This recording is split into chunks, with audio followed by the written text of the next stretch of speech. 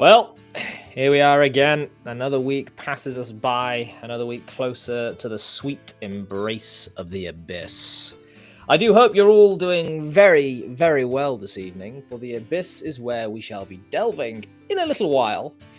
But first, we need to talk about some creatures that we'd be better off sent there. Might go a little bit shorter today, maybe an hour and a half, hour and 45. We'll see how things are going. But I was a bad boy last night and didn't go to bed until late. Yeah, I do indeed like the stream, Heretic. That's a very, very good call. Without further ado, we'll bring in some of these lovely people, because you don't come here for me. No one comes here for me. Let's pick one at random. Eeny, meeny, miny, mo. Oh, that one. Well, he's been on before. Something of an excellent guest. Suave and yet punk at the same time. Excellent beard, solid A-tier beard. It's Mr. DM Wisdom at Agranac Studios. How are you, sir? Good. How you doing? I'm very well, thank you. Very well. Good. So, what have you been working on recently? You got anything in the works? Yeah. Well, I just finished filming this morning for the Mystara Kingdom of Adventure box set. We're gonna have a review of that coming up on Sunday. So yeah, just play the beat 'em up game of the Mystara, the side-scrolling beat 'em up arcade game based on Mystara, the Chronicles of Mystara. There's a really there is an elf character in that, top tier design, like green tunic, thigh-high boots, and it's like she's brilliant. Nice. Speaking of elves, we got the Elven Maiden in the chat. Dimebreed TT in the chat for today. Modwife is active. Aaron Lind, hello. Mr. Dean Hill Jowett is in the chat. I need to have a chat with you at some point, so do drop me a DM so that I can get back in touch with you, because I am terrible at remembering these things. Did I say Aaron's in the chat? Aaron's also in the chat. So is the Brass Dragon. Hello, Brass. Let's bring in somebody else. Something, false prophet, queen of Brosa. It's Harmony Ginger. Hi. Hello. How you been?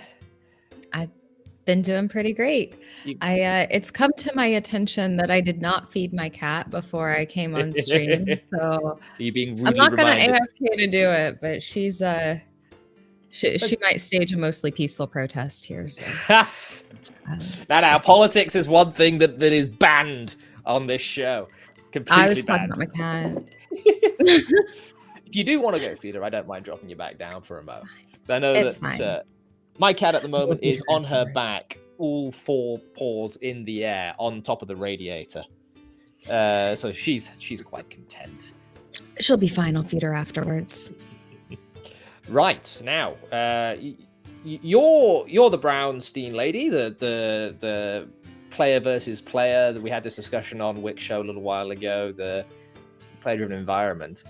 And it just so happens that it's fantastic you're on for tonight, because I have two gentlemen that I'm going to bring on at the exact same time who are doing a charity game called GOBSTEIN, which is based very much on this Brownstein idea, which I am looking very much forward to hearing about. So let's bring them on together. We have Mr. Jack McCarthy, who I believe is DMing, and we have my patron, the halfling merchant Quentin Goodbarrel, who I'm going to put back up here because of the logo cutting my face up.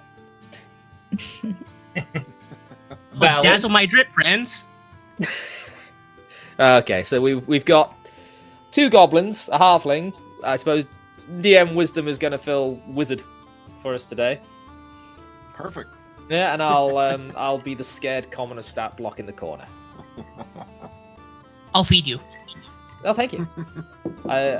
The wife has already fed me. Mr. Timothy Emholt is in the chat. Hello, sir. Right. What, Mr. McCarthy? What is going on? What is GOBSTEIN? Well, GOBSTEIN was born out of lunatic ravings on X, as so many things are. But me and several of my buddies just were throwing AI slop at one another, making jokes and everything about goblins and air forces and cannons and humans standing up to fight them. And then before you know it, one of the guys said, "Hey, we should actually turn this into a game." And I said, that's a cool idea. We should do that. And then someone else said, hey, we should turn this into a charity fundraiser for St. Jude's. And I said, that's also a great idea. I don't know why I said that, but it seemed like a great idea at the time. Turns out, a lot of work. in the fullness of time, it is in fact a great idea because, I get to look people in the face and hop on stream with people like you and say, I helped fight cancer today. What have you done? Well, you got me beat. I just went to work and helped feed the corporate machine. Well, I did that too. I mean, but So- with the corporate machine comes the things that we need to help fight the good fight. Indeed. So this is in aid of which charity? This is with St. Jude's Research Hospital. They mostly research children's cancer, and again, they've got many affiliates and other projects going on. But they have made the fundraising effort so easy that you can go right to their website, create an account, set up your own page with links. They handle all the money so you don't have any of the headaches that are associated with that. And it's been a real pleasure to get involved in this. I've never done anything remotely like it in any way. I've never run a Braunstein before. I've never run a play-by-post game before. I've never run a game on the street on a live stream, and I've never run a charity fundraiser either. So this is a whole bunch of firsts in one bundle for me. Here comes that peaceful protest. Yep. So St. Jude's is not one. I'm an Englishman. I don't think we have St. Jude's over here so much. I think that is a children's hospital. It is. It is indeed. Jude's Children's Hospital. And Quinto, I summon a link for the fundraiser. Yes. I Send can me a link provide for the links, fundraiser. but I can't post them in. DM it to me on Twitter. I've got the DMs open. Okay, I will send you. Thank you. I will send you a link on Twitter. Give me a second.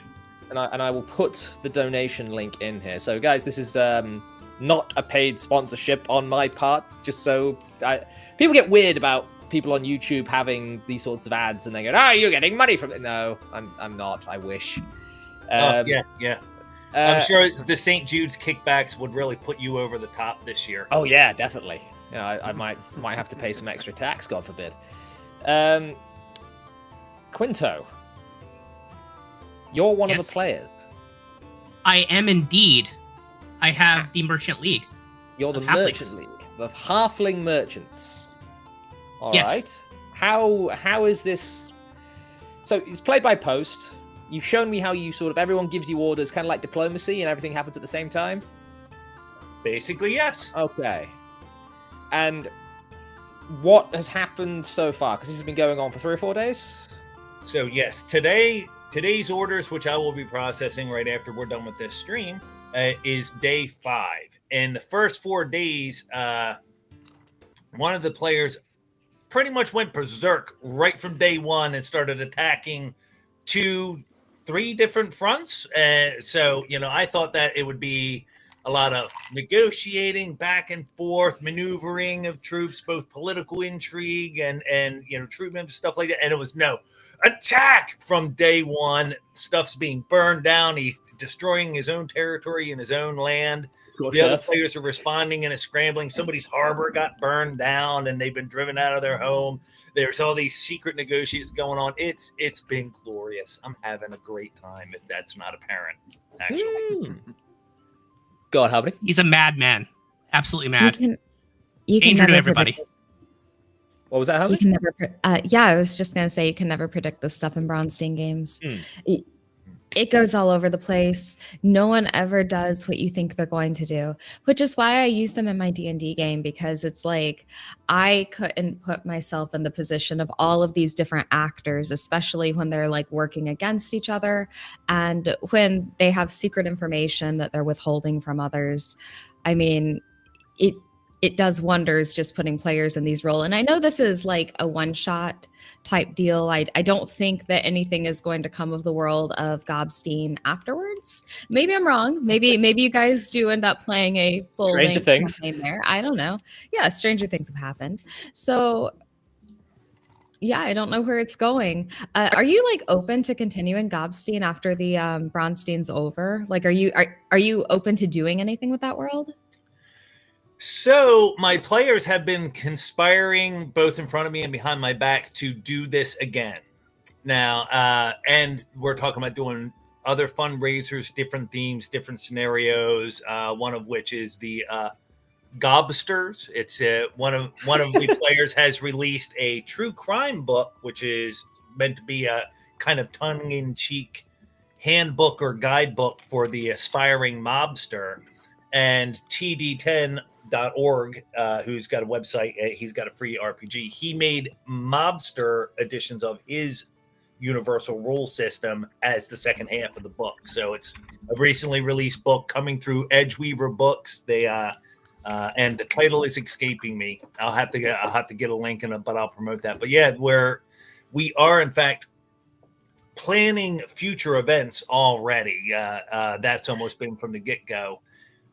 But no one yet, except for Harmony, has brought up the idea of continuing this scenario and taking it further into the future. But the idea has occurred to me, and I am open to it. I'm making plans with goblins, though. Some of the goblins and I have been planning things that will not be able to be completed within the next 2 weeks. That is entirely true. I disavow these actions, Quinto. It could make a good campaign world, like if you are open to running a campaign there afterwards. You've basically got your own generated history from it already. Mm-hmm. Exactly. Well, and it's certainly got player investment, and it's a great example of how I do a lot of my D&D gaming in the first place. Well, any tabletop RPG is I try to leverage player input as much as possible when it comes to building the world. So, the halfling merchant gets all the say in the world, and he's the only one playing a halfling, so he gets to tell me how his league works, how the factions are set up, the way they do business. And he also, to a large degree, gets to inform how halflings behave in the world. Same goes for my goblin players. That reminds me a lot of a game called GOBSTEIN. Don't know if you guys have ever heard of it. In the beginning, there was GOBSTEIN. I mean, this sounds like a Gingerstein, or it could become a Gingerstein, because I like the idea of opening a campaign with a big Bronstein style, not necessarily world generation. Like, you don't have to put your players in the role of gods, but putting them in the role of different factions that are fighting at the beginning does give you kind of a fleshed out history of your world if you do decide to run a campaign in it.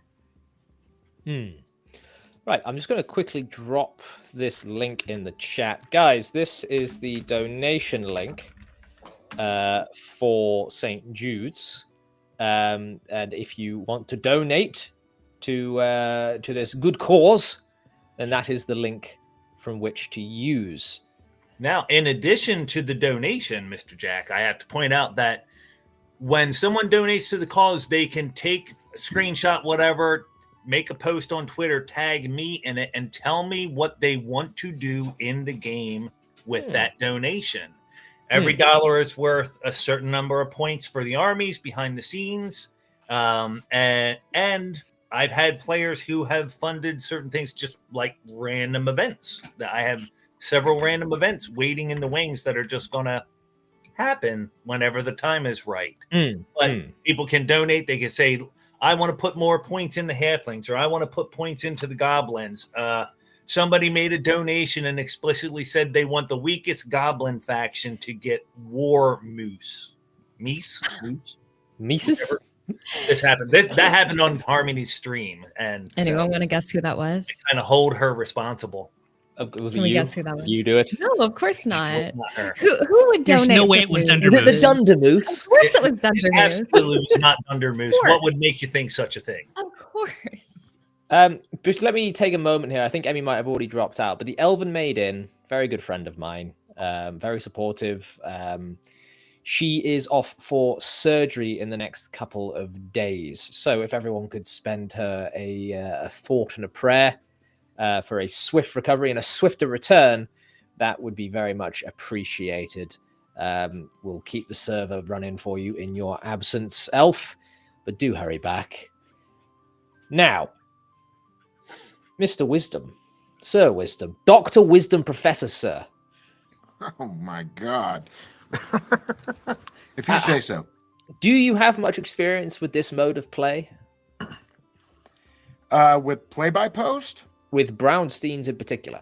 Brownsteins? No. The most that I know of it is from the documentary about the origins of D&D and whatnot.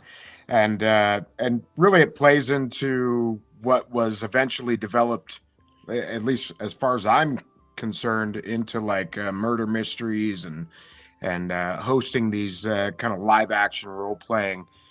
So it's so I know of it. I've played in games like it, but I've never done that.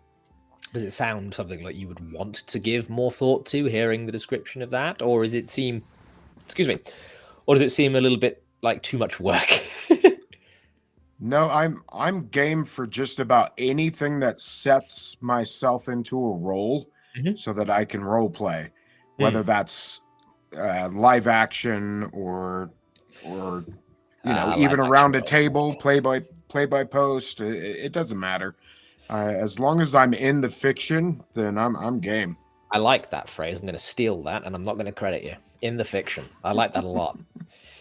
Yeah, Go on, Can I interject?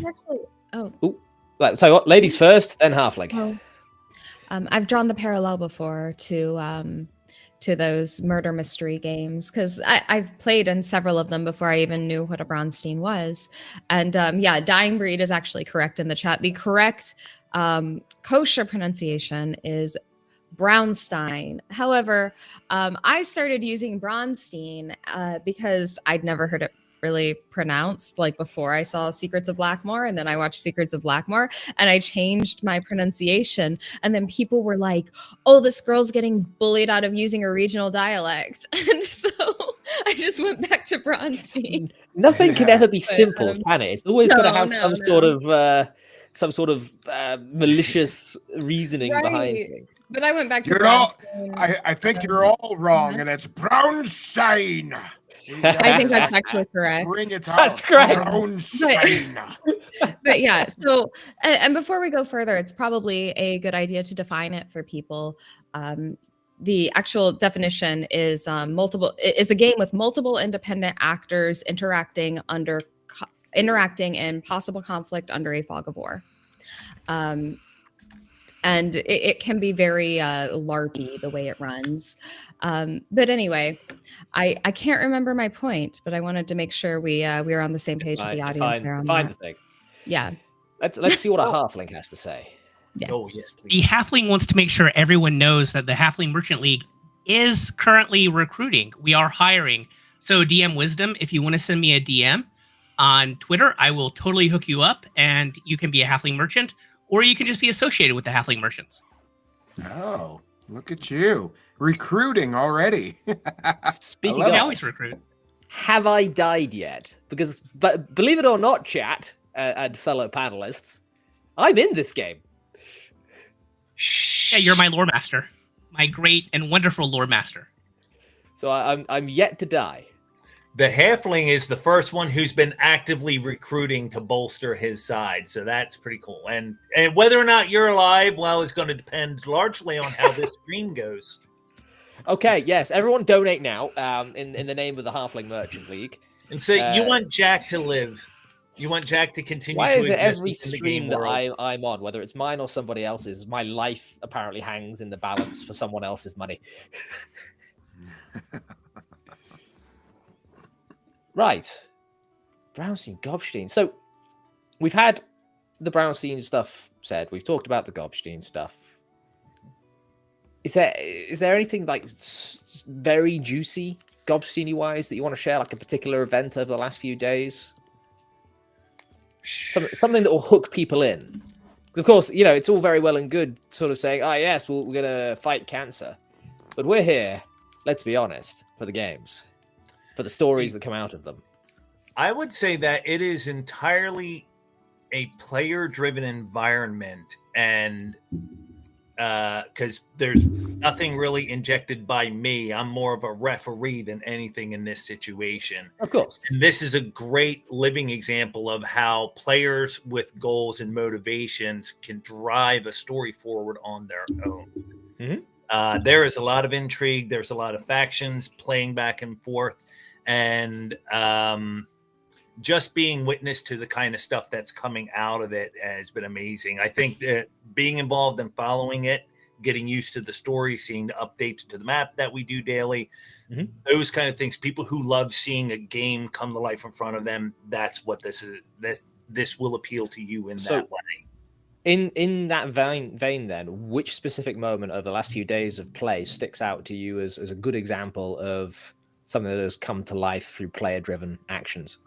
Well, there was a tense moment 2 nights ago where it looked like one player was approaching. Well, it didn't look like it. The situation was one player had forces, a force of knights approaching another player's bridge. Oh.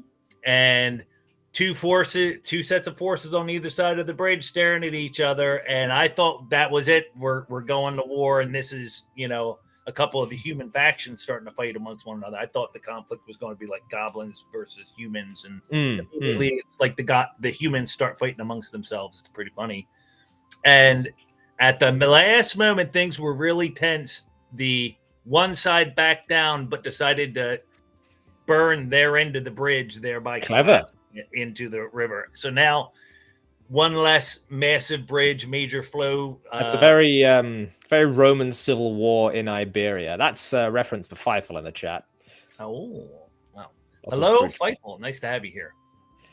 Indeed. Feifel's good people. Right. What about you, Mr. Quinto? Anything sticking out? There are so many really, really... Yeah. Sorry, I'm totally talking over you. But there are a lot of really cool things that have happened.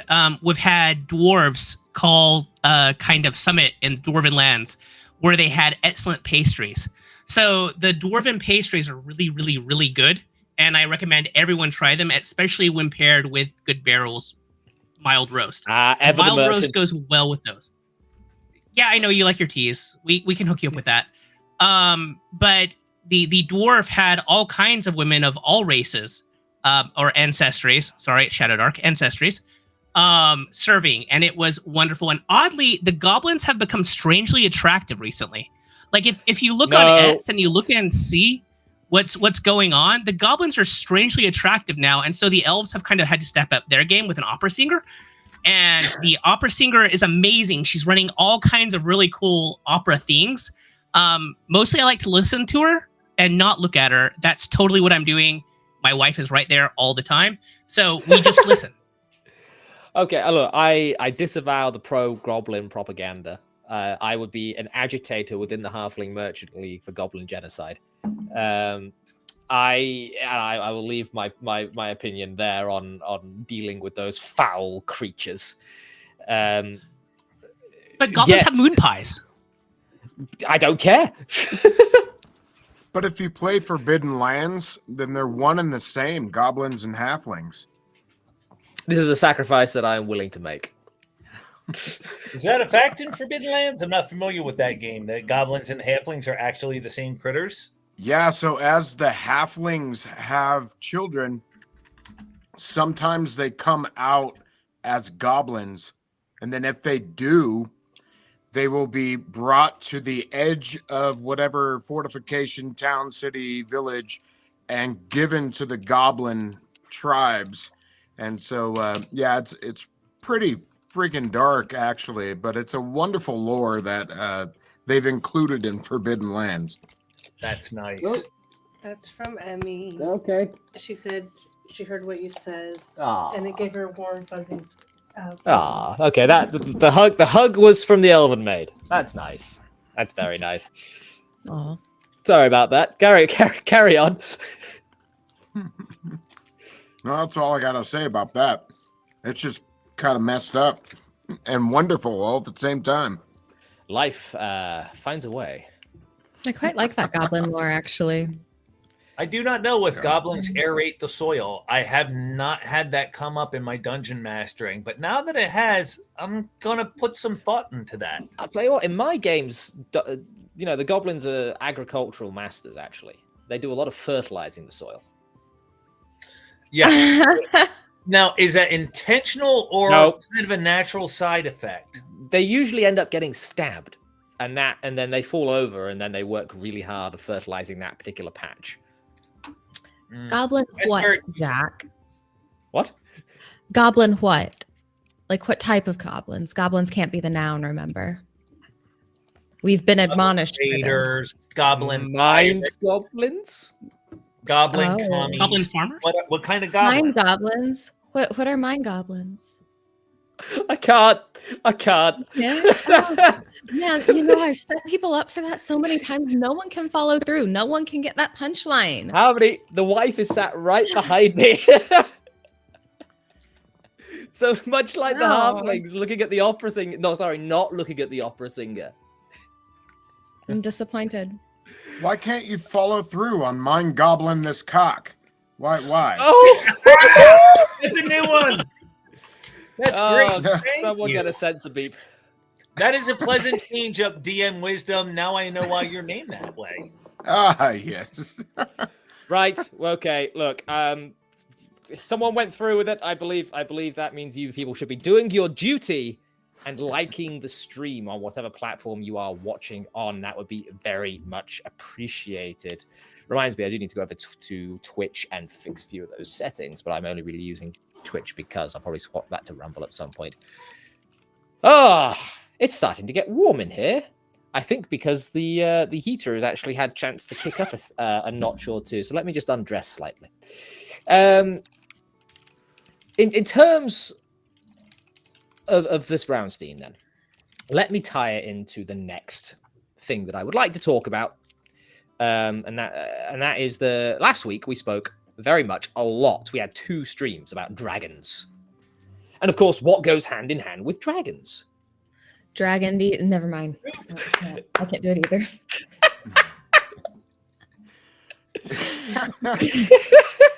Dragging these balls across your face. Is that what we're doing? I'm this show is. Last time it was Emmy that was making the chat degenerate. This time it's you guys. Thank you, DM Wisdom, for being our id. Yes, you're welcome. You've completely thrown me. Dungeons. What goes hand in hand with dragons? Right. Oh yeah, dungeons. Right. Yeah, dungeons. Which is still a kind of a sex joke, right? I mean, dungeons. Yes, I'm well aware. Dungeons and dominatrixes. D&D. I'm pretty sure there's a module out there somewhere like that. Dungeons and douchebags. It is actually warm in England at the moment, Feifel. But that is not because it is England. It is because I put the heat on about 2 hours ago, and it's about to kick off and go back to being cold. But in the meantime, it's peaking.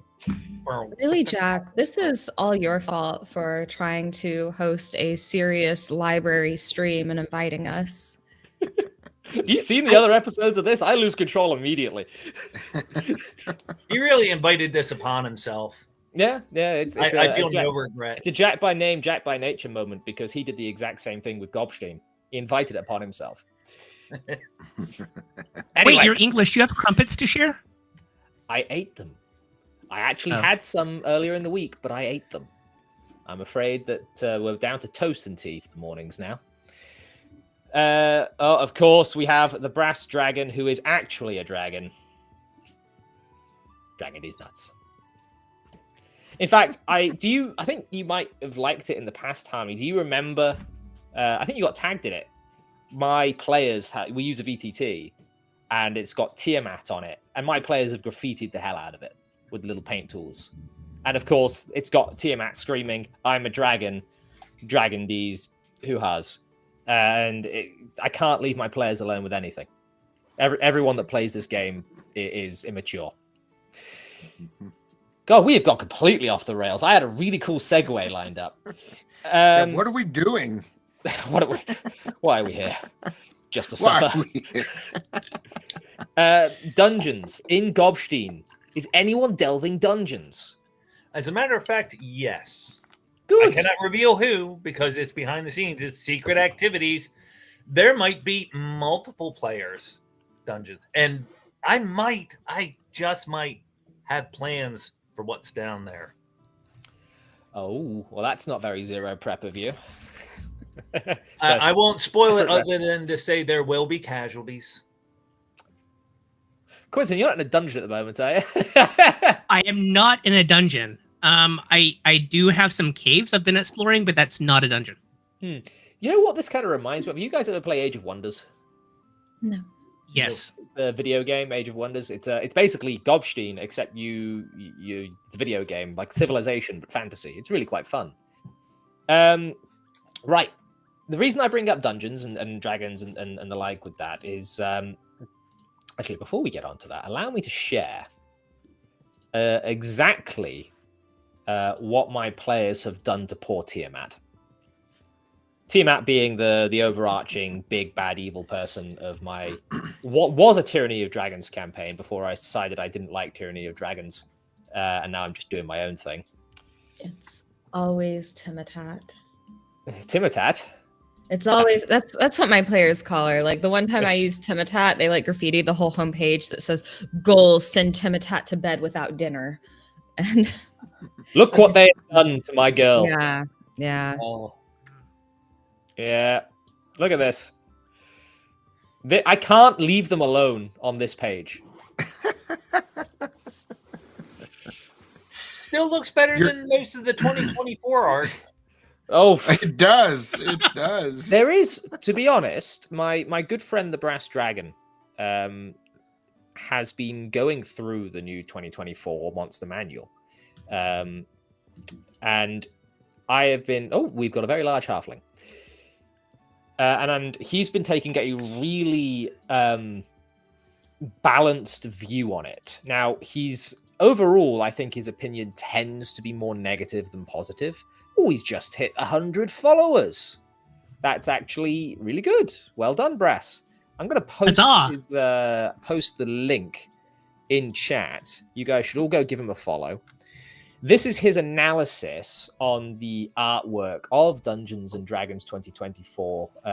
On the layout of the Monster Manual, but he has got other pieces here where he's dealing a lot with how good's the art. And it's a mixed bag. At least for me, it's a mixed bag. And yes, balance these nuts, of course. Yeah, this stream is not for children. And he's done a very... You have to be childish to get by here. Yes, or insane.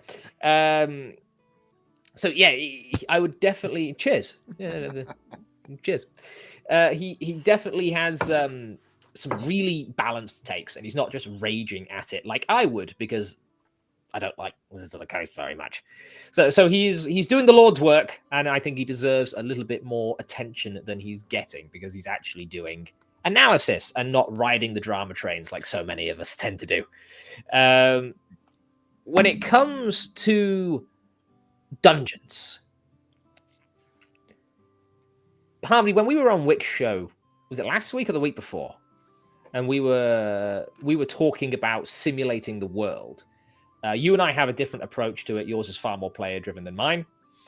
When it comes to simulating the world, do we also simulate dungeons? Because in the old days, there's rules for wandering monsters and the like for that. I tend to sort of haphazardly simulate wandering monsters. I don't tend to have tables so much. I just tend to punish the players if they dawdle too long. When it comes to a dungeon, what is it supposed to be? Because when I spoke about this on the No Cognito live stream on Saturday, my opinion was that a dungeon should be conceptual before it's mechanical. And I actually kind of stole this kind of language from Mr. Robert Kuntz. And I kind of adopted it as my own. I've given it my own little twist. And what I mean is the concept of, say, the Tomb of Horrors is that it is a soul siphon to feed a Serac the Demi-Lich. The reason for that dungeon's existence is to kill adventurers, take their souls, feed them to the very pretty skull in the corner that you shouldn't notice. Then you sort of stat and mechanics that out from there. So you've got your concept, then you've got your mechanics. doesn't necessarily have to be balanced, because you're serving the idea, the fact that this dungeon is here, rather than trying to provide a balanced encounter. That's my kind of way of doing dungeons. Dungeon has purpose in world, in story, in lore. Then I go in for mechanics. Do you guys do something similar, or do you just treat it as this is a game about dungeons, therefore we have dungeon? No, I'm very much in the same camp as you. It's conceptual. It has to have a purpose. I don't like or appreciate dungeons that exist just because I need a dungeon. That place needs a story. Even if you go back to the basics of Keep on the Borderland, there's not much of a story about the Caves of Chaos, but it's there, and there's something that you can build out of that. And there's a reason for it to exist. I think dungeons can be done a couple ways. You can definitely start with a concept and come to and draw the mechanics from the concept. And I do that quite a lot, actually.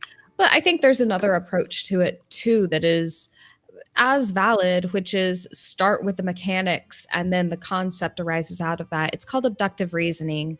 It's when you have random input and you put it together and they can kind of together converge into something that means something. Basically, so you don't necessarily need to start with a concept and branch out from there. If you roll a couple things, or if you roll like a random cave here and you're like, oh, okay, it looks like you guys come across a cave and you don't know what's in it yet, and you sort of roll it as you go, the players understand that this is a dungeon that isn't necessarily like big relevant in the world, but might have something interesting in it.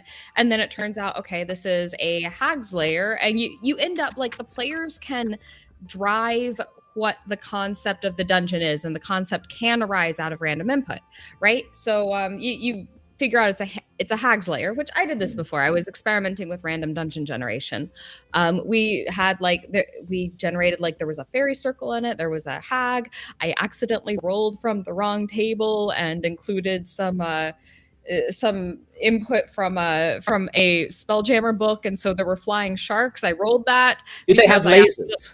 I don't remember, but I meant to like not have the Spelljammer book in my randomizer, but it turns out I didn't take it out, and I rolled it, and I was like, you know what, we'll just go with it. Roll with it. But like, it sounded like very random and all over the place until the players were like speaking up and being like, oh, okay, so the hag conjured these sharks, and I wonder what this fairy circle does, or where this goes. This hag, it's definitely a fae. She has some contact with the Feywild, and they made it make sense. And together it had a concept. Here's a question. So, did you roll this live as they were playing, or did you roll this? Yes, I rolled it live as they were playing. Why? You asked me why? No, I was right. Oh, okay. Yeah, no, I rolled this live as they were playing, and it's an interesting exercise. I don't advocate for solely random play. I don't do only random encounters. However, I think watching the DM like on their toes, not necessarily knowing what's next, it gives the players an opportunity to really be creative with the world and connect things together as well.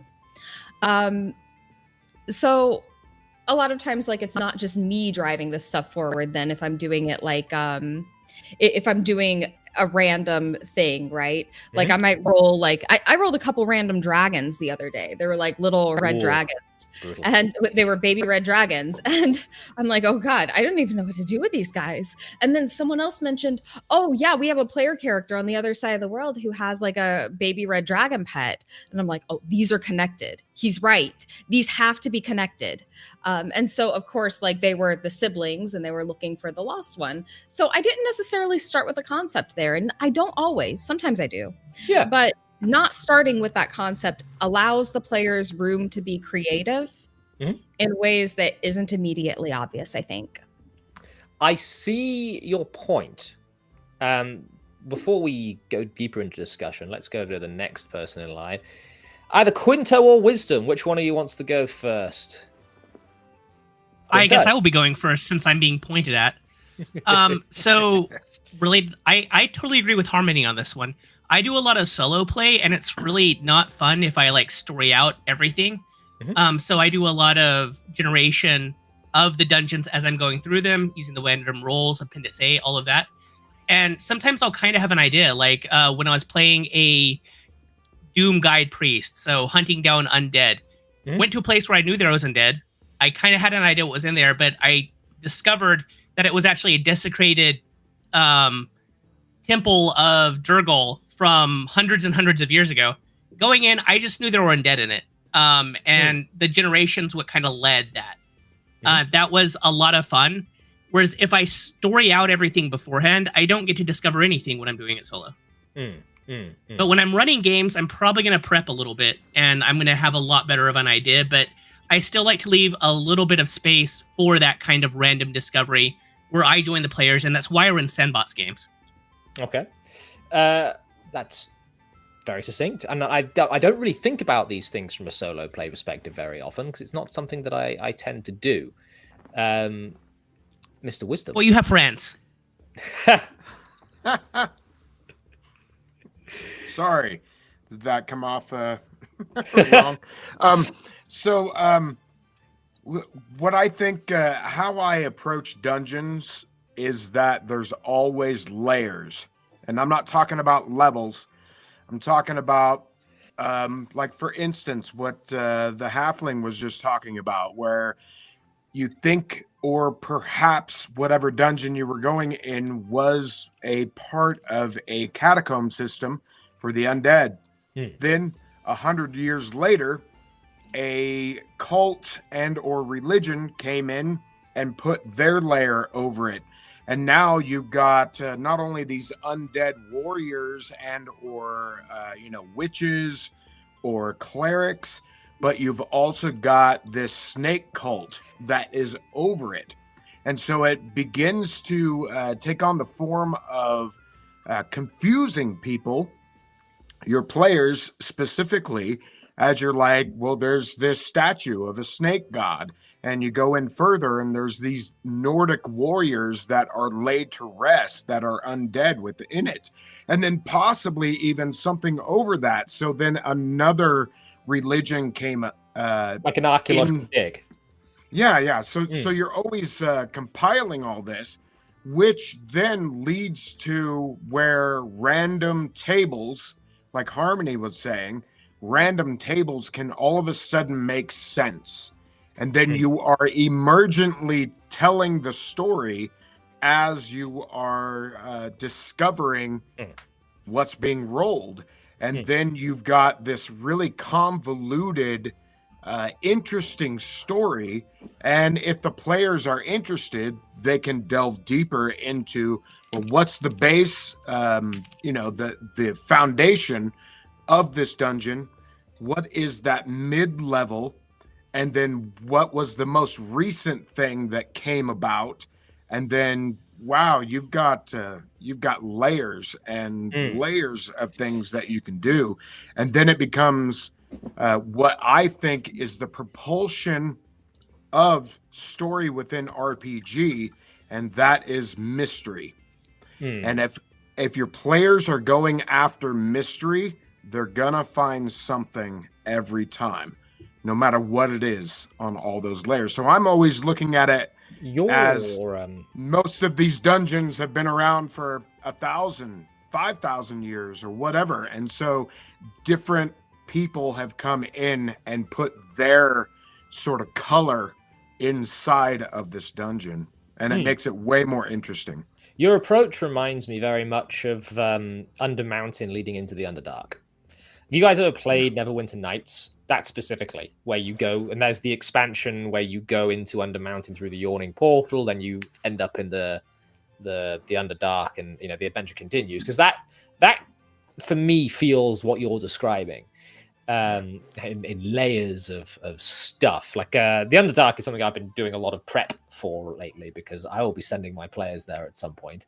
As and when they can get into it without dying horribly from the beasts guarding it. Savo, or Feifel, raises something that I wanted to touch on.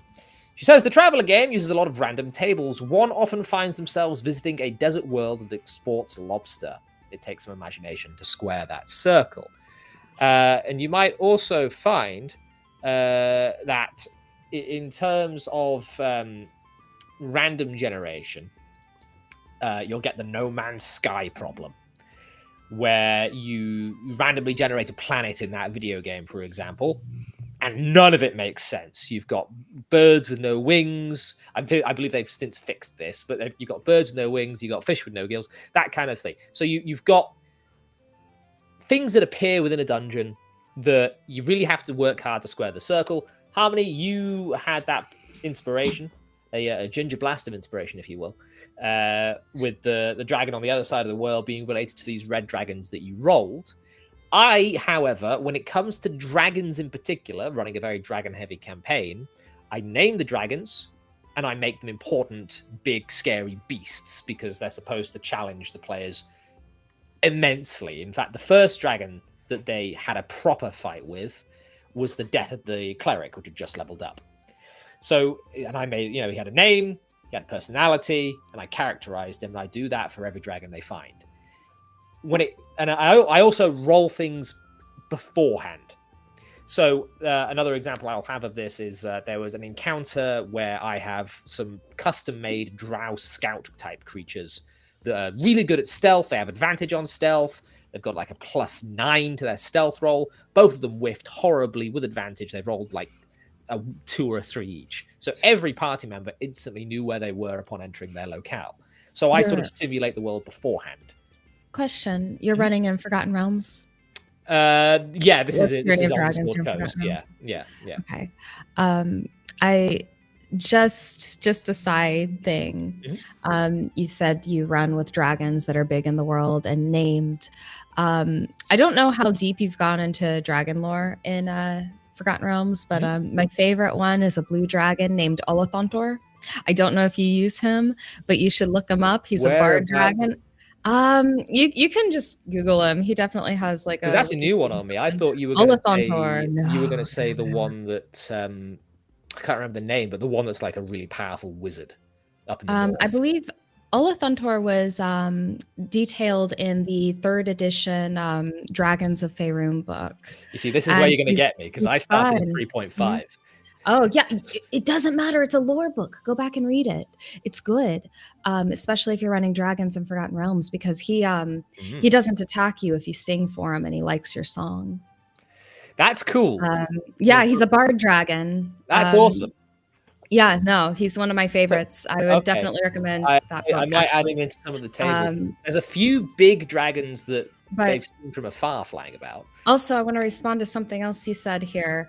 But oh God, please don't lose it. Don't lose it. Please don't lose it.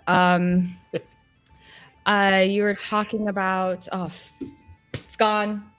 I rolled for the fact, or you're having trouble squaring circles? No. So yeah, no. I roll during because it doesn't take much time if you have the table up, whatever. Yeah. Oh yes, the No Man's Sky.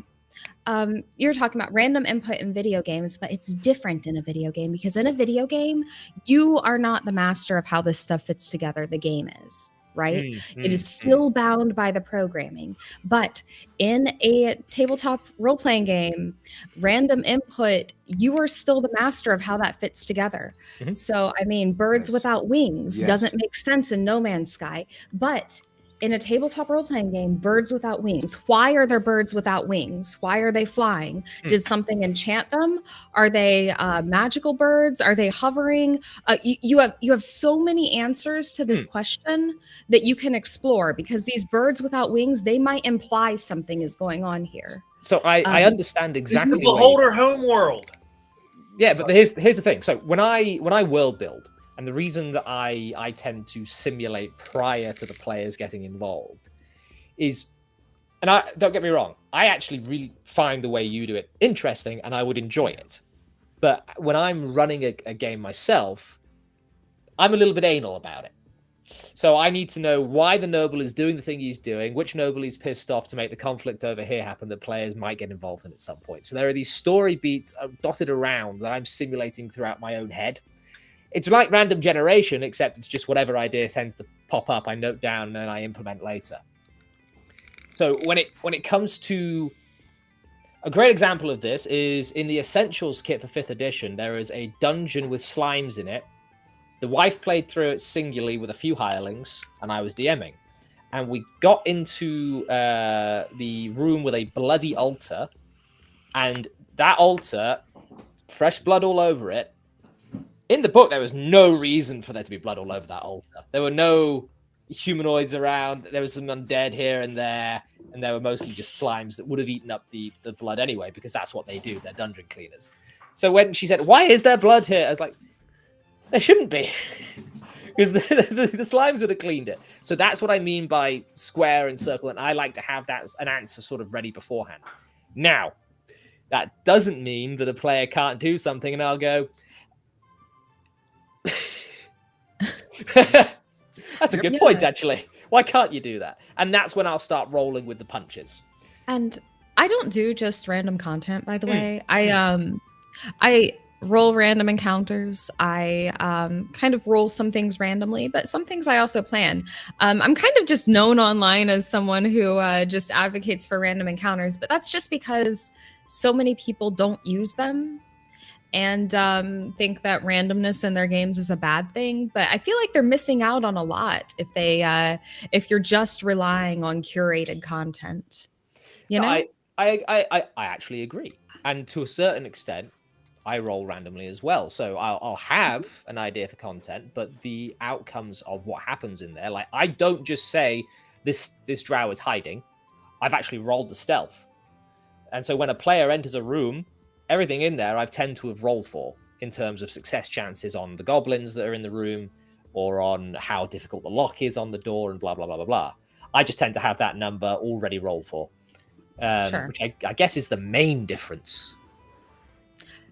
I've rolled games before, but I think it's kind of more fun to kind of roll it on the fly, because that way you don't have so it's a challenge. It's an improv challenge, because like the DM doesn't have a whole lot of time to think about it before putting it in. And also, like, the players have input too. They might know what this stuff implies. Like, and sometimes it doesn't make sense. Sometimes you're like rolling a dragon in an area where there shouldn't be a dragon, but that's a challenge of your imagination. Why is the dragon there? You know. Anyway, I feel like we've gotten way off topic from GOBSTEIN. Are we still on GOBSTEIN? Like, we're on dungeons now. Oh, okay. We went from dungeons in GOBSTEIN to dungeons generally. This is the GOBSTEIN. This was going to be just the dungeons stream, and then Mr. McCarthy and the Halfling. Quinto, that's a really strange way to say you don't care about helping sick kids. Oh, is this where I need to improv? You Brit. I'm throwing your tea in the harbor. That tea is in the harbor. You know what? Where's that link? I'm going to delete it from the chat. Speaking that's of the halfling link. So like anyone who donates goes to the halflings if they don't tell Jack where it goes. So Mr. McCarthy leave that link alone. That's for me, not for him. Oh, okay. I'll post it again then. Here is the halflings link. As I told you when I got an invite to this, I am hard capped at an hour because I do have a game to go. Oh yes, you very are shortly. right. We have gone. So, that's gone quick. Plug yourself. Yes. Do the thing, and then abscond. All right. If you guys want to follow me on Twitter, I am at GingerBlast on Twitter. I do most of my online stuff on Twitter. I'm also Harmony Ginger on Substack and Harmony_Ginger on YouTube. There will be more coming to my YouTube soon. Anyway, thank you very much for inviting me. I'm going to get out of here. Other Jack, it was great to see you again. Thank you guys so much. I will see you all later. Thank you very much for coming. I don't know how to disconnect. I've never used this. Just close the browser. Yeah. All right. Bye, guys. That doesn't work on Rumble streams. I left a stream kind of going for like 2 hours the first time because I just closed the browser window and the stream kept going. You're still here. I know. Are you sure you want to leave? She doesn't want to. There we go. But, I mean, who can blame her for wanting to stick around for all this? Mr. Dean is still in the chat. Do drop me a DM, Mr. Hill Jowett, over on X. We do need to have a chat, I believe. Dungeons. We've had my opinion. We've had all of your opinions. Is there any particular dungeon that you guys like? As I say, we'll go for another half hour or so. Okay. What I'm going to do is pop that on the screen. I will say one thing. So Undermountain came up. I played in Undermountain for the first time in 3.5. This was 15, almost 20 years ago now. Mhm. And that was the deadliest D&D campaign that I've been in my adult life. Typically I'd gone years without being killed in a D&D game, and I lost 8 characters in that game, one after another. And it was like one of those ones where, when you die, you can come back, as one level below the party average or something like that. So it's like I get to 7th level, die, got to start a 5th level character. Get back up to 7th level, die, got to start another 5th level character. And the glorious part is I still have the stack of character sheets. It's actually like a little Rolodex. You don't tear them up when they die? No, I keep them, man. They all go. I got a thing. I got headcanon for that because I got a character who's not just a Goblin King. He's the patron saint of adventurers who died in dungeons. A Goblin patron saint of adventurers? That disgusts me. But in terms of headcanon, would you be willing to pop in for a second, discuss the headcanon of all the characters that you have going around in your little village? Do you want to do that? You don't have to. Yeah, I'll A visitor. So I'm going to bring in the modwife quick. Oh, it's a dog. Hello, doggo. I'm going to bring in the modwife quick based on your headcanon of the characters. I will have to mute my mic while she is on, but here she comes. It's Vixene, the modwife. Greetings. Hello. So when a character dies or leaves a game, I add them to a little village in my head where they live out the rest of their days or revive the rest of their days. And I just make little stories in my brain like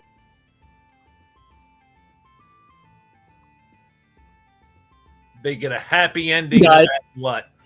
That's sweet. I always just I got you. Truck-coon my characters when they die and they end up in the real world, reverse isekai style, with boring retail jobs. Oh no! But what the rest of the sentence there was that they sort of. Do you want to lean in over here? Sure. Yeah, just scooch there and lean into the mic. Here comes the wife. Away, we're not allowed to see her face. Why? People know what she looks like. She's the homepage of my website, losttheLibrary.com. Okay, well then. Yeah. So I just put them in the village. They go on quests. Yeah, they go on quests. They do all kinds. Who are the top 3 notable ones that are in there? Jarell, my human fighter. Mm-hmm. Not dead. Not dead. He's best friends with your character. Arthur. Yeah, they do like training together. That makes sense. And then they're friends with my dark elf Fair 3. Yeah. They all do like little meetups. The 3 fighters are the main characters. Yeah, and they meet up at like dawn and they like train. Yeah, train and like hang out with each other and they're best friends. So you got three hunks that play with swords in the morning. I don't know. I just make up stories for them in my head. It's cute. A good time. You're adorable. In fact, you got someone called Velma in the chat saying she does a similar thing. She does. That is my lady love. Oh, there you go. We're slowly gathering the wide content creators together. We've got 69 nice people viewing right now. So go ahead and do your duty. Like the stream. That would be very much appreciated. And if you go ahead and join the ranks, subscribe and follow and summon reinforcements, share the stream. Do get ready because the question and answer session is approaching. It doesn't have to be on topic. God, where were we?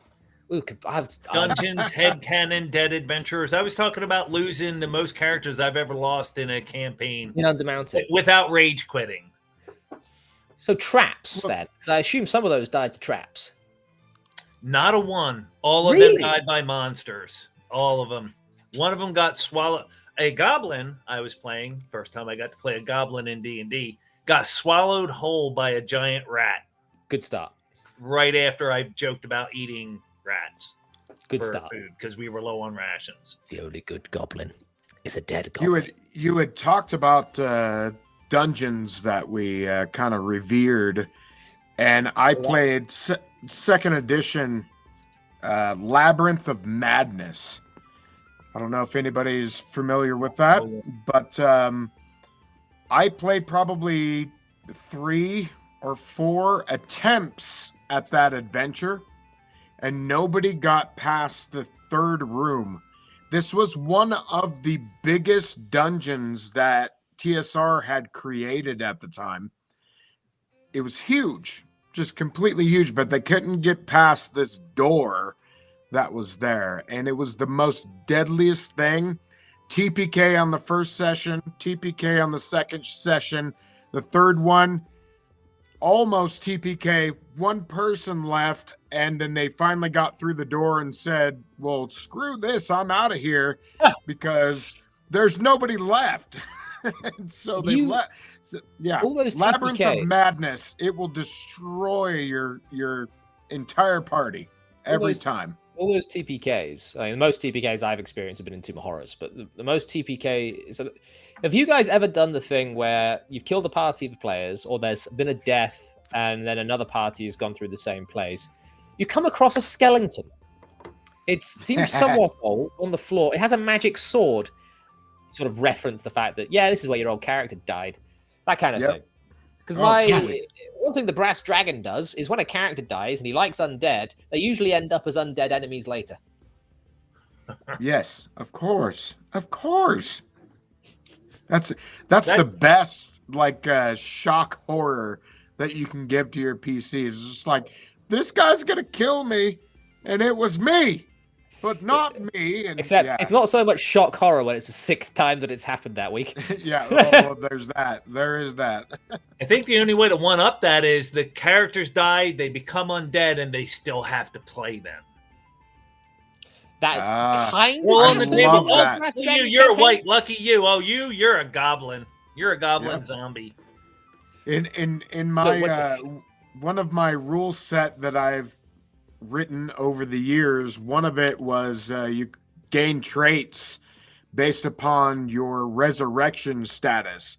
So as you are brought back to life, you now gain undead traits, kind of akin to Deadlands and the what is that? I don't even know what the hell it's called. Savage Worlds. There we go. So Great Savage Worlds has all that, and it's imbued into Deadlands. And so I brought that over to D&D, and it's like, okay, you died. And then on a percentile roll, it's like, oh shit, yeah, there we go. You're now resurrected. You're going to gain a new trait, and pick from these 5 or 6. What do you want? Screeching horror, or claws, or whatever. And now you're still with the actual party. And so there's no reason why a dead character has to mean that character or that player needs to roll up a new character. You can still play with it. Exactly. If I may, there is another game, if you've never heard of it, called Dystopia Rising. It's actually a tabletop game, and edition has used before COVID. It had a thriving LARP community, but it's a default post-apocalyptic world, centuries in the future or whatever, and it's been a zombie apocalypse. But the secret of the world is that everyone is dead already. They're just varying degrees of dead, so when your character dies, you just become a little bit more zombie-like. He's only mostly dead, and mostly dead is somewhat alive. Mostly dead. With the bellows. Yeah. Only thing you can do is go to a witch, I'm your wife. That's a good film, the perfect film, and I will hear no argument. We haven't heard from the I agree. in a while. Oh, you want the halfling to talk? So I have a question. So with dungeons, as far as what our favorites are, would just a place underground count as a dungeon? Because my absolute favorite dungeon, I've already mentioned it, is the Dwarf's Grand Hall, Hrothgar. Excellent host. They have brownies in that dungeon. And those brownies are absolutely amazing. Highly recommend the brownies. And if you stop by my halfling carts soon, you might be able to get a brownie. So if you really want to get into brownies, go ahead and make a donation to St. Jude. We are talking edible, not the Fae, right? Yeah. No, yeah, the yeah. Fae. The No, Fae not are the Fae. edible. Are we involved in some sort of fairy slave trade? No, the I brownies mean, maybe are, Horace would are be the into best Fae. You guys ever read the Spiderwick Chronicles? Not all of it. Those are fun books. Watch the movie, and my kids, when they were younger, when it was actually brand new, they read through it as well. What's interesting in second edition, which is like my edition, is the artist and co-author of that was the artist in a lot. That makes of the a lot D&D of stuff. sense. It's freaking brilliant. A lot of the art from brilliant. second edition kind of reminds me of the art in the Edge Chronicles. If you guys have ever seen those books, I haven't. No. no, those are fantastic. Very few people, for some reason, have heard of the Edge Chronicles. Fifle's in chat. I want to get the Edge Chronicles up, just so she can see the cover. Actually, I'll go to their website, because I think the artwork for this is the homepage of the Edge Chronicles. I think the artwork is really lovely for the Edge Chronicles. Here it is. Oh yeah. It's it very much reminds me of like between like this kind of stuff here, like Twig's hometown. I think this is this is not his hometown. Been a while, but this kind of thing reminds me so much of like second edition to third edition style artwork. It's kind of got that transitory phase to it. I really like the Edge Chronicles. I keep meaning to go back and reread those. Yeah. Right, chaps, we're gonna head on to a bit of a Q&A. So if you have questions, etc., it doesn't have to be on the topics of what we've talked about this evening, but we will have a bit of a chat around some questions. And we have one here from Feifel, actually. Have any of your parties ever just noped out of a dungeon and never returned? Yes. I wonder how many adventurers are 100% familiar with the first hall in the Tomb of Horrors and no more. Well, when I played the Tomb of Horrors for the first time, I had two characters. One, I had one as a backup and one that I would play. My first character was a thief. He went in, picked the lock, died to the poison dart, and then the floor opened underneath him and onto the spikes. So he didn't last very long. Then the paladin got gender bent, sent back to the beginning nude, and then I noped out. So that was my first experience of the Tomb of Horrors. How about you, chaps? For me, it was not the Tomb of Horrors. I actually never owned a copy of Tomb of Horrors until a couple of years ago and never played it. Mine was the one time I tried to run Ravenloft back when it was first released. And I sat down, it was kind of an impromptu thing. Me and the buddies got together. We're all characters. We're going to play D&D. Okay, we'll try Ravenloft. Let's go through that. And then the initial setup, I can't even remember the exact details, but there's something you're in a little village or a tavern and you're getting the backstory, and then it's like, and now you must move on to the next thing, and the whole party just went, no, we're not going, we're not doing it, and then just left. And that's actually kind of around the point that I stopped running modules altogether, because I don't do modules very often. I like the idea of your party just looks up at Ravenloft Castle, like there's that Scooby-Doo lightning bolt that happens behind it, and they all just go, no, and then walk away. Zoinks! Raggy! Ruh-roh! I got told off once because I had a druid in 3.5 who had a wolf companion, and people got fed up of me doing the Scooby-Doo voice for her. Raggy? Referendal! Oh no! My druid's name was Ethlendal. What about you, Mr. Wisdom? Have you ever noped out of a dungeon before? Yeah, plenty of times, and it usually has to do with intros. I run a lot of homebrew and make up my own dungeons, etc. Not a lot of modules, but so if I have found that if I kind of like bolster the entirety of a dungeon, tomb, temple, etc., and I explain it too good, that they're about the nope. They're like, okay, yeah, you know what? Maybe we'll come back to this in 5 or 6 levels, maybe, and then they kind of f off from the whole scenario, and then I go, well, crap! I wanted them to go there. I have all these notes and everything, and you're like, well, crap, and that's where you lean into your improv and figuring crap out. But temporally shift exactly why I am a no prep DM. Yeah, no prep DM as well, especially for my weekly games. Yeah. Well, I guess for me, it really depends on what you call prep. I do not do what most people consider prep. I don't write a plot line or a story for the campaign. Right. What I would do is spend my time on fleshing out the setting and the characters within it itself, so that I am armed with details when they come up over the course of the game. Well, it seems like Mr. McCarthy and I come from the same school.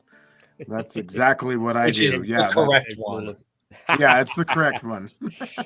Yeah, my version of prep is making sure that the factions are interacting with each other and knowing what's happening with the factions while the party's doing other things. Yeah, for sure. Okay, you're very much more on my page there, Quinto. Do you want to go ahead and say if you ever noped out of a dungeon or had a party nope out of a dungeon? You solo play. Have you ever generated a dungeon and just gone, no? I have duo played, so solo playing with my wife where it's DMless, and she has a habit of noping out of dungeons. So it's gotten to be kind of bad enough that I press her to make sure she has characters that have drive to go into these places before we even start exploring them. Otherwise, we will just nope out, and it'll be like, okay, I guess more town encounters. To be fair, if I was living in one of these worlds and I saw this dungeon, I'd probably go, nah. I mean, it's not like adventure is not to be had in the world we live in. If we were really craving adventure, we could go find it. Yeah, no. But I'd rather roll some dice in the comfort of my own home. We have some other questions. Let's see. The next one on the list is my good friend, the Brass Dragon.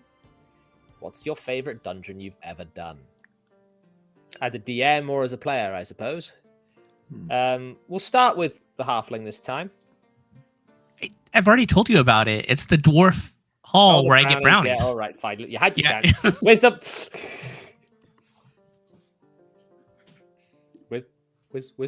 Wisdom? No. Loading symbol? Not me yet. Not me yet. Mr. McCarthy, you go first again. I'm used to that. I'm used to being done first. Ask my wife. So don't encourage him. My favorite... She laughed as well. My favorite dungeon that I've ever done was a homebrew, very basic thing, but there is a map called Stone Mountain, which was a cross-sectional, varying levels. It was a picture in the old Holmes boxed set that I recalled. It was the first D&D set I had, and that thing lived rent-free in my head my entire life, still does to this day.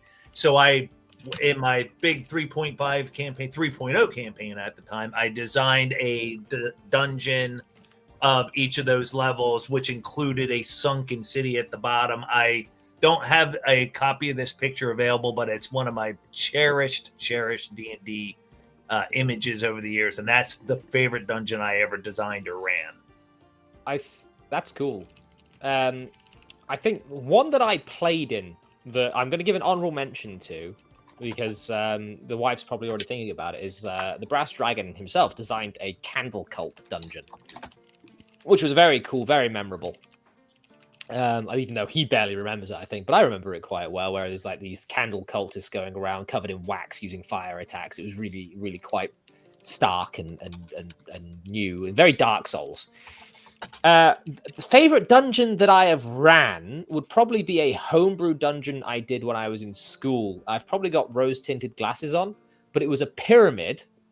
2 of my friends in 4th edition played through it, where I did floor puzzles, I did rolling boulder, like there was, those car ramps into multi-story car parks, the sort of spiral. I did one of those, except they were going down this ramp, and then a big boulder was rolling through it, and there was a point where they had to Indiana Jones their hat back through a closing door, and there was a mummy, and there's a lich in there, and there was a cool encounter where they had to sort of get on top of broken pillars to avoid being in cursed sand while they were fighting, so they sort of had to do acrobatics checks to move. It was a really fun dungeon that I remember fondly every now and again. I think that was probably my favorite that I've ever done. It took me a long time to make. What I'm working on now is taking longer, and that would be Grundle's Gold. Coming soon, I'll have more information on his tower and his basement. Big 5e module. Yeah, that was very fun. Are you ready yet, Wisdom? I am not. If I was I trying to may, bring up. Go could ahead. I jump in real quick? I just wanted to Yeah. shout out Cup of Solo. I see in the YouTube chat. He is how I found Agranex Studios in the first place. And so since then, I didn't know you existed, and then I learned about you through Cup of Solo. Cuppa. So thank you for introducing me to Agranex Studios. We will get to his question in a moment. Oh God, we got a lot of questions. Cuppa is one of my most favorite people online, period. Just such a good, well thought out person. He lives in Wales, so near the Brass Dragon then. So we'll forgive him good his stuff. Welshness. Yeah. So I'm trying to find the map that it's the dungeon that I used. So there's Dyson logos, right? Everybody knows them, but there is a map maker that is in the same vein, and I can't think of the guy's name right now. Does anybody know anybody that is within that realm? Dyson logos, and then there is. I feel like I know what you're talking about, but the one that keeps springing in mind for me is a girl I follow on Twitter who goes by Rochelle Hurt. She's at Soundpuke Girl. She does awesome maps in these time-lapse videos. I share her stuff all the time. But I feel like what you're saying is tickling at my brain. It's not Dyson logos, but somebody else big. No, it's a male map maker, and it's in the same vein. And I can't think of it. Oh my God. I have it in one of my folders. It would take me 20 minutes to find it. But this is the best map that I've ever used, and it was completely improv. If you send it to me afterwards, if you don't find it before the end of the stream, I will post it on X. Oh, for sure. This is what you were talking about. So there was this map that was not small, because a lot of mappers that are out there, especially the old school mappers, they tend to go small. And then it seems like those same mappers will either do small or completely huge. That's way too big. There is no in between. What is that? There is no in between. Yeah, there's no in between. But this guy had a map that was medium sized, and it was the most memorable thing that I've ever been through in regards to a dungeon. And oh my gosh, it was just every single, and it was all improv. It was rolled randomly, but then I took those rolls and then I would make them into what the theme was of the time. So it was informed, informed as to what they were doing in that thing. And it propelled this amazing adventure that went on. Was it Nicholas Wested? It is not. Nope. Cyrus It Little is B. not. Hi, by the way, Cyrus, and hello, Silurian. Nice to see you. Yeah, when you, gosh. That's gonna bug you. Yeah, it's totally gonna bug me. I've got it. I've got it upstairs. But at any rate, once you get the map, we'll be able to put it up, and there'll be a signature on this map as well. One of the best. He does everything in that same vein, and in fact, his maps speak so much volume to me. I go to this website, even though I don't have it bookmarked. I go to this website often, and it just the most memorable because it was that the map, the cartographer informed the form of the dungeon, and then my players and I, through random rolls, informed what was happening in there.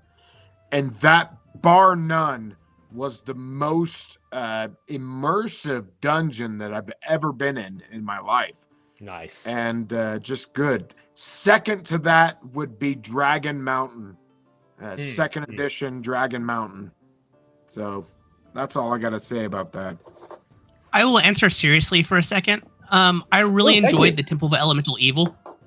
One of the great things there was being able to throw my players into a city that was pretty much an evil city. It was very much the same kind of thing as throwing them into the Underdark, but you have factions that are very, very close together that are still working very much against each other.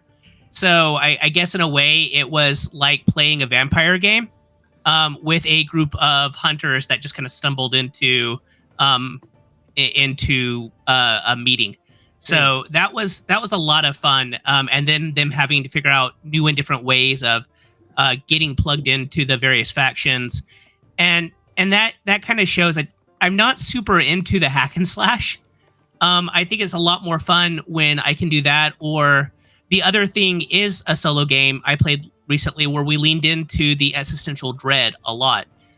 You had the two characters going through it were that Doom guide I mentioned before, and a bard who was the only survivor of a total party kill. And she had turned into a goth bard because she no longer was really able to get behind the happy stuff as a consequence of going through it. So most of what she saw her life as being was warning people not to go for that dungeon. So she was trying to talk adventurers out of going it until the Doom guide dragged her back into it to make her confront her fear.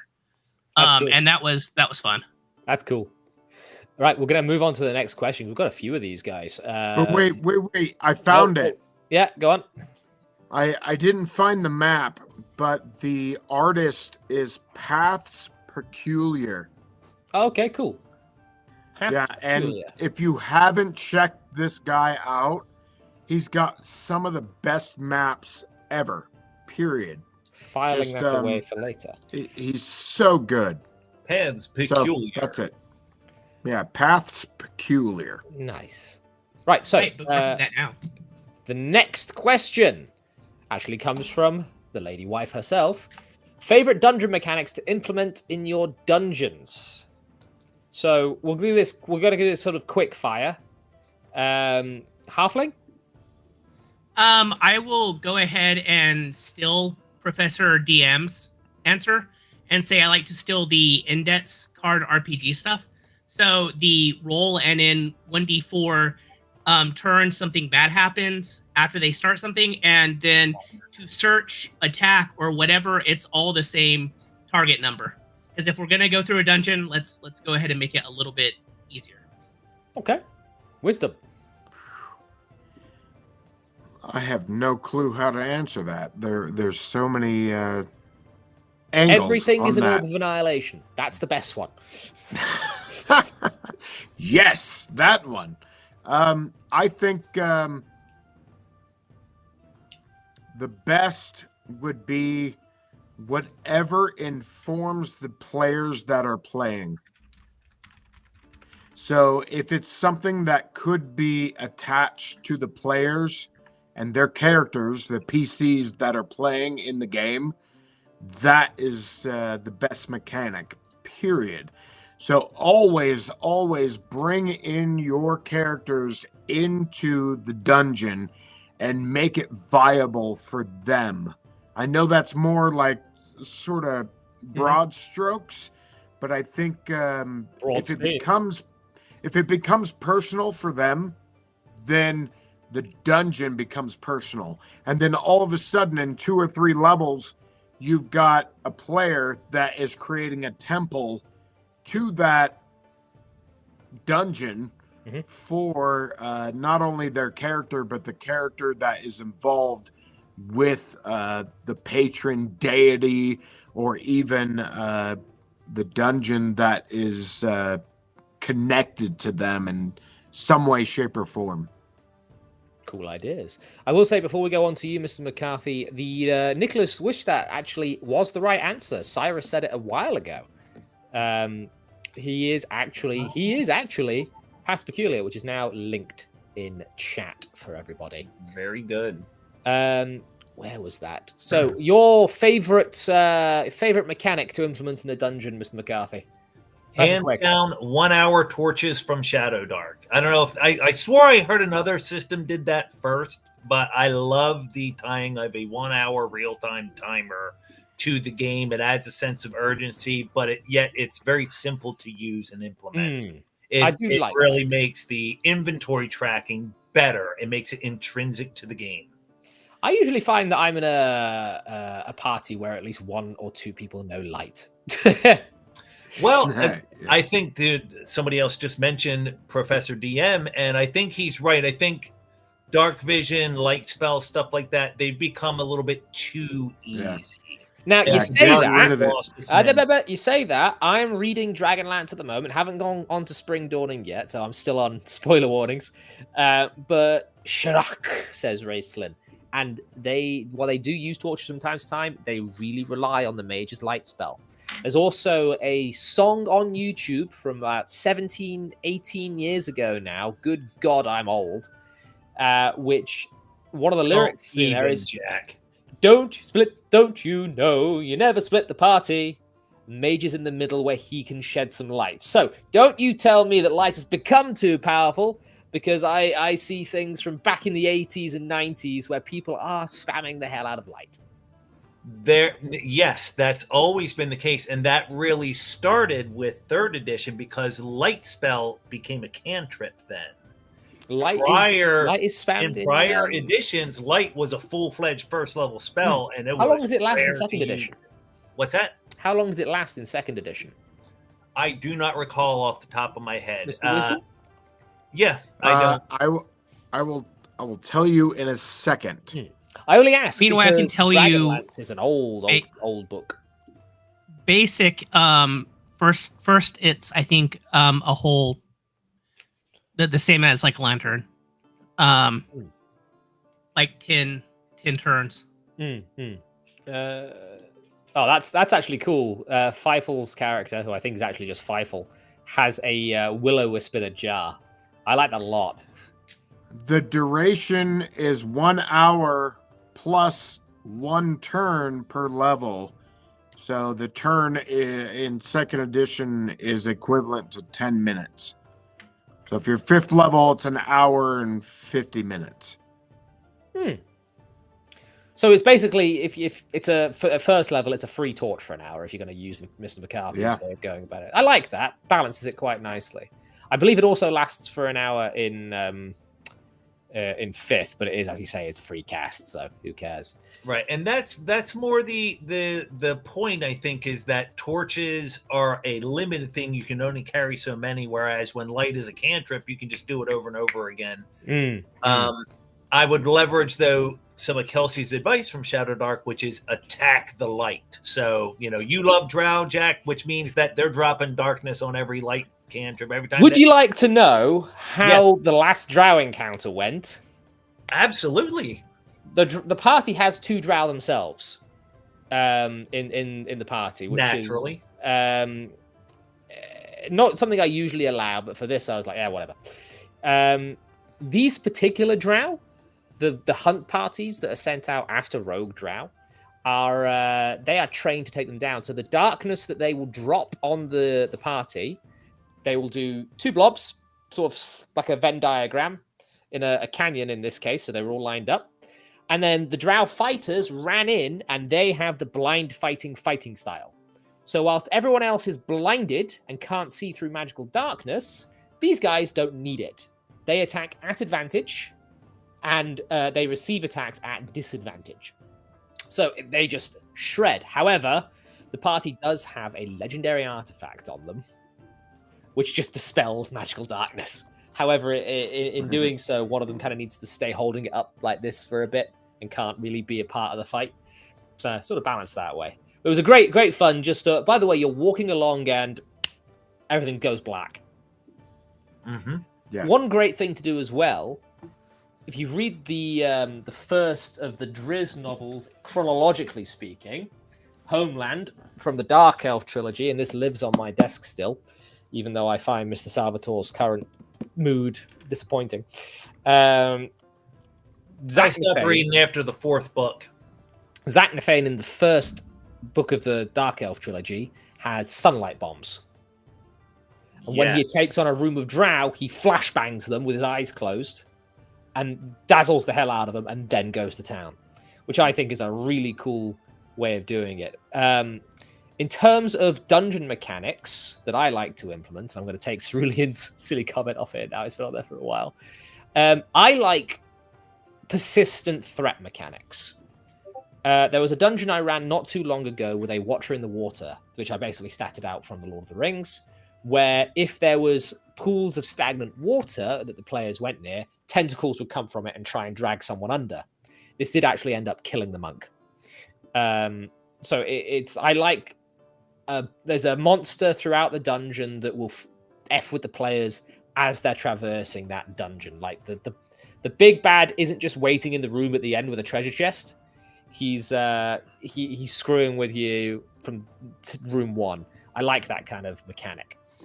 We're going to move on to the next question, and we're going to try and get a bit quicker. Jeff from Denkar asks, thoughts on the world's largest dungeon that was released by AEG back in the 3.0 days? I don't know about this, so I'll leave it to you guys.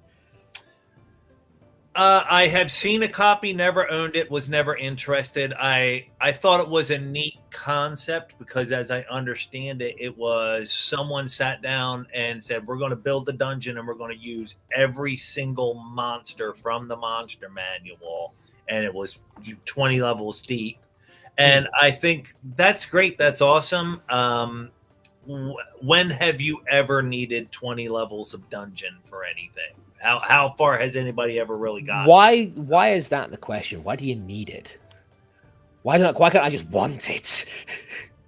But that's also the curse of prep addiction, isn't it? And it depends on how you define prep. But like, I have tons of lore about my world, things that are in my head, things that are in my notes that I know about the world that my players are never going to interact with. Yeah, I would rather spend my time making that kind of stuff, building story, building settlements, creating actual NPCs that they might interact with. I wouldn't use a 20 level dungeon with all that stuff unless there was something down at the bottom of that 20th level that they needed for some reason. Yeah. You know? I mean, I'm about to run the Underdark, so get a bit lower than that. I will say this. One of the most fun dungeons that I did make was with the wife back in the day. She all brought it up in chat. She calls it the Snake Dungeon, where sometimes, just for fun, we'll sit down with a random generator tables from the back of the DMG, just roll out a dungeon, populate it, stat it out. May never touch it, may never use it, but it's fun just to make. That is true. That is true. And I appreciate the creative fulfillment that can come through that kind of prep.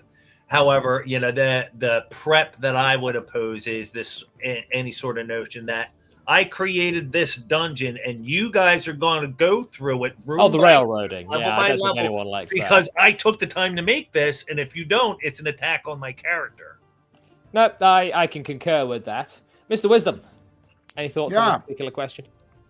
Yeah, you know what? I went from 2nd edition to Pathfinder to 5th edition and back to 2nd edition. So I have no thoughts on a 3rd edition module. Well, fair enough. Do you know about this dungeon at all, Halfling, or should we move on?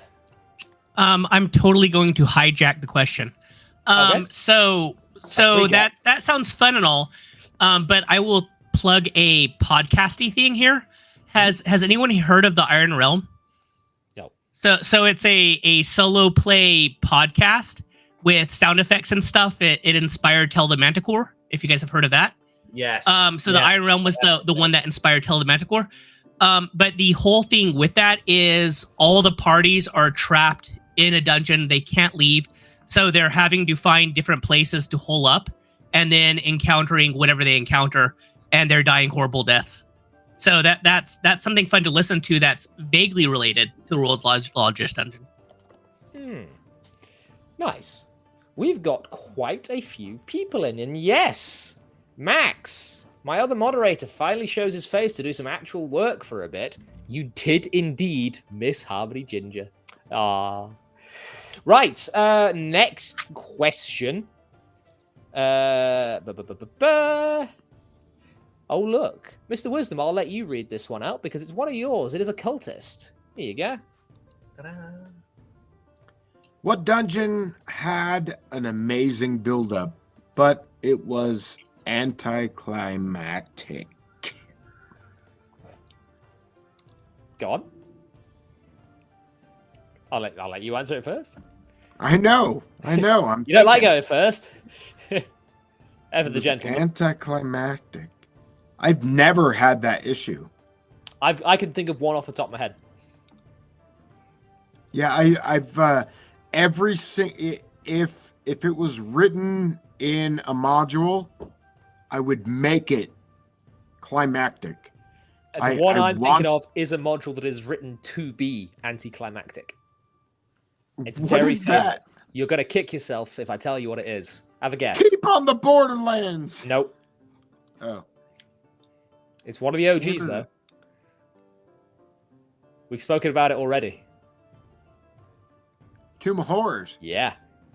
Yeah, because there is that a was fake meant. ending.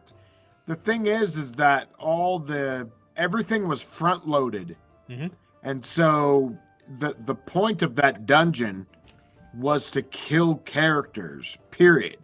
Because it was characters that were coming into the Gen Con and saying, "There's nothing that can get past my 8th level, whatever," and Gygax was like, "Oh yeah, how about fuck off?" Well, I agree. You're right on the point. You're right, but I'm actually coming at it from a slightly different angle. Okay. He wrote into that dungeon a fake ending with an anticlimax so huge that when you got a certain distance away, your fake treasure turned into stones or something. So there is actually a dungeon that is written that is supposed to be anticlimactic if you don't get the true ending.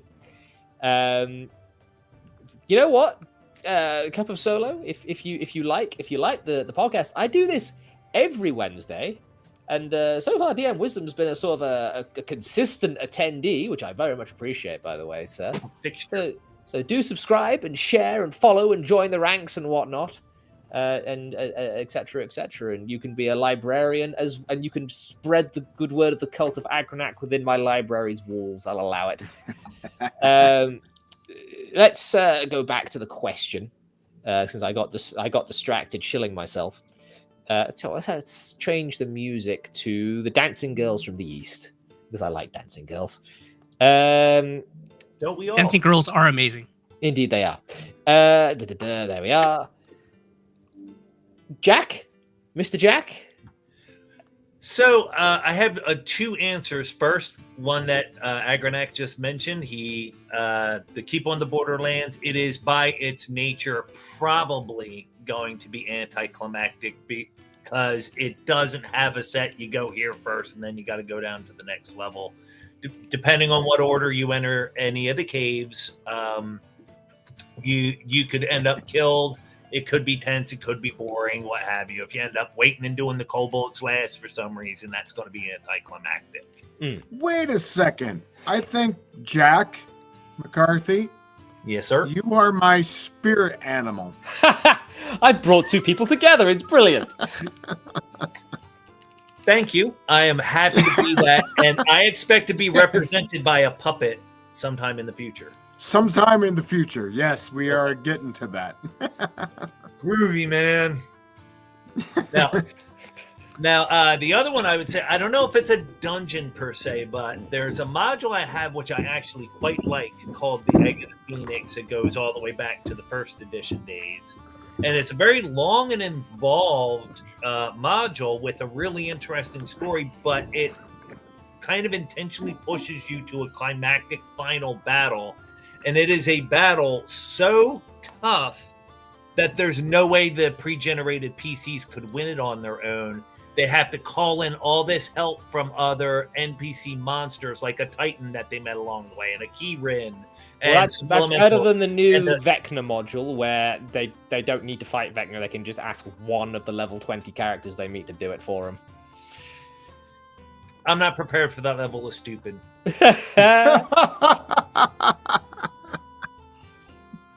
Yes. We'll have to sort of wrap your answer up a little bit because we're actually approaching time. So, great. So to wrap my answer up, it would be Egg of the Phoenix. It pushes towards a climactic battle at the end that the players, the characters, couldn't win on their own. If they didn't do the right stuff and can't summon all this help at the end in the final battle, they are going to get trounced and killed. That seems pretty anticlimactic to me. Right. Well, Halfling. Oh, hold on. What? I don't get to go? We've got another visitor. That's some heavy stuff. Oh, wow. Halfling, go for it. White Plume Mountain. The, big bad isn't even there. Your big bad is in another castle. Good pick. Yeah. Nice. Right, I don't mean to not give you more time, but we're going to zoom on through to the next one. Mr. Dean Hill-Jowett. What is the longest dungeon you've ever run? How many sessions, hours did you spend in that dungeon?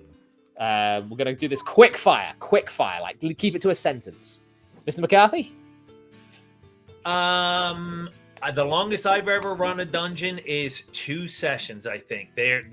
I tend to run them in a way that you can accomplish them in one night, and if it goes over into a second night, it's usually because we just ran out of time in the real world. Nice. Halfling? A campaign because they kept going back. Nice. Wisdom? 4 or 5 sessions at 4 to 5 hours each. For me, I want to say I'm around about maybe 1 or 2 sessions, but this is back in the day where we would play mammoth sessions that lasted a weekend. So we would play for about we were teenagers in school. We would do sleepovers, and we would have 12 to 18 hours of 4th edition. I think 4th edition is why it took so long. Yeah. So you did 2 rounds of combat. Yeah, we got 2 done, man. That's probably the longest I've gotten through. We will move on to the final question for tonight, which I don't know anything about, but Mr. Cyrus Wright, who was I need to actually give a bit of a shout out to because he was one of my first followers over on X, and every time I post something, he reposts it and boosts it. He is awesome. I have since taken over him in followers because of how much he boosts me, and I can't thank him enough for that. So thank you, Cyrus. But there was much talk about 5-room dungeons. Never heard of this concept before myself. You guys? Yes. Please go ahead, DM. Yeah, John 4, 5-room dungeon. If you haven't checked it out, it will increase your preparation. It is a good concept to at least know about. John 4's been around forever. 20 years at least he's been doing his newsletter, and I've been a follower ever since he first came out. And so 5-room dungeon is a free PDF as far as I know, and pick it up. It is a very, very good source. Conversely, I know the concept primarily from the index card RPG, like Halfling mentioned earlier. And And I think it is a great concept because what it is at its bare bones is it's a short dungeon. It's a small dungeon, something that's intended to be completed in a single session. One thing I'm not a huge fan of, because it breaks believability, verisimilitude, whatever you want to call it, is really long and drawn out dungeons, very deep ones. Because, man, it just kind of bothers me and doesn't seem realistic. Dude, it's totally fucking lame. That's what I fucking think. I need to get a podcast. One of these episodes needs to be just the puppets, just me interviewing the puppets. No DM wisdom, just the puppets. Yeah, of course, man. I'm going to step in and defend the Temple of Elemental Evil because it is totally believable. You have all kinds of things going into the dungeon to support the dungeon, which is why it works. Okay, I'm actually not familiar with that one personally, so I will have to accept that. That for some reason that's one of the classics. We surrender over the years. We surrender. Right, Halfling, do you have anything you want to add on the 5-room dungeon, quick, or we good? To save time, I'm just going to say yes, what Jack said. Nice. You guys have to pick which one. Well, chaps, we've gone a bit longer than I expected to, but we're going to wrap up. So, do you guys? I'm going to go through each one of you quick, but first, I want to say, guys, thank you all very much in the chat for turning up on whatever platform you are watching. We are at 84 people concurrently across all platforms. Really fucking good. Thank you very much. Do give me a like, a sub, a follow, or whatever platform you're watching is doing. And keep an eye out for the Devolution of Fantasy, Dungeons and Devolution video, which should be dropping hopefully next month. I'm still writing the script. First, let's plug you guys. We'll start with Jack and the Halfling Merchant together. I will get both your Twitter links. Again, give us a quick rundown of what you guys are doing and what you do otherwise. We are currently working on the GOBSTEIN. We are running a play-by-post game on X primarily that is going to culminate in a live stream on my Rumble channel. All links can be found if you just do a search for hashtag GOBSTEIN. That's GOBSTEIN on X. You will find us. We're the ones using that hashtag. We're doing it as a fundraiser for St. Jude's. We're raising money for sick kids. We set an initial, it's our first time doing it. We set a very small goal of $1,000. We blew right past that goal. Before the game even started, I had to raise our new target goal to $5,000. So help us achieve that goal. We're just past $2,000. Every donation helps. Thank you, everybody. Halfling, follow that up. I will totally follow that up. So, the Halfling Merchant League is hiring. I need more people. Contact me directly through DM on Twitter, and I will be happy to put you to work. On top of that, everyone should absolutely try Good Barrel's Midnight Blend. It is an amazing coffee blend. It's the absolute best. Pair it with a goblin moon pie or a dwarven brownie. It will be amazing. I absolutely promise you this. And remember, Idrissa's counting coins, not videos. Mr. Wisdom Professor. The goblin and dwarven pastries together, it's just sleep near the outhouse. Oh, it's so good. Mr. DM, Wisdom, sir. Hey there, everybody. I'm just chilling out here with Jack, the Lost Lore Scholar. Well, anyways, check us out at Agronac Studios. You can go to agronac.com, and also you can go to, what's that other place? It's YouTube, dude. Yeah, that's right, YouTube. So, at Agronac Studios. Yeah, that's the place where you want to be later. I love it. He brings me a lot of happiness. It just makes me happy. I've dropped your YouTube channel and your website in the chat there. I notice you don't really use X, so I shan't bother dropping that. I'm on X, but I don't ever use it. You should, man. We're all on there. I keep tagging you and stuff. No, you need to come work for the Halflings. We've already hired you. Yeah, you just have to come do your job. Okay. I've linked him anyway. Right, and other than that, I am Jack at Lost Lore Scholar over on X, Rumble, Twitch, here. I was going by Chronicle of the Northlands for a while, but I've decided to streamline things, and I'll chronicle the Northlands in my own time as a hobby. And yeah, thank you all very much for coming. That's all, folks. I thank you all very much for coming. It's been a fantastic stream. Very much enjoyed having you all here. Savo, I don't care if he's selling coffee. I disavow. Thank you all very much for coming, guys. Chat, you've been fantastic. Thank you. My love, thank you for moderating. That's all right. That's all right. That's all right. Have a good evening, everybody.